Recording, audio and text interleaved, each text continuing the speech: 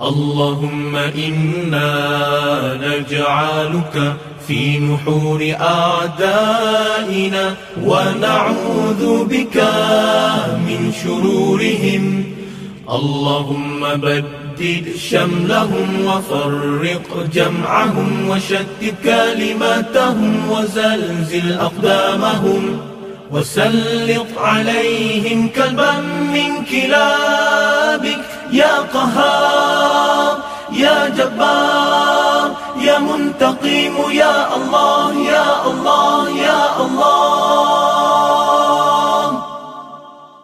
اللهم يا منزل الكتاب يا مجري السحاب يا هازم الأحزاب اهزمهم اهزمهم اهزمهم وانصرنا عليهم.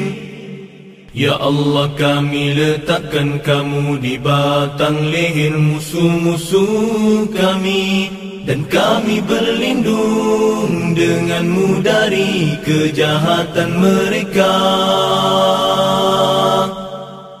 Ya Allah, hancurkan kumpulan mereka.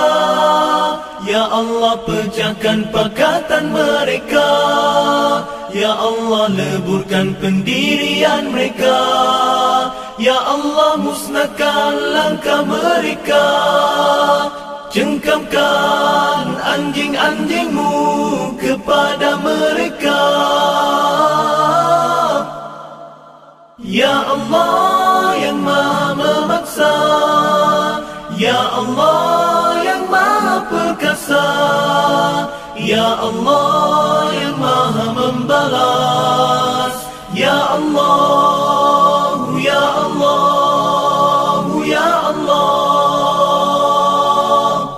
Yang turunkan kitab, yang gerakkan awan, yang tewaskan tentera azab. Kalahkan mereka, kalahkan mereka, kalahkan mereka, dan kemenangan untuk kami.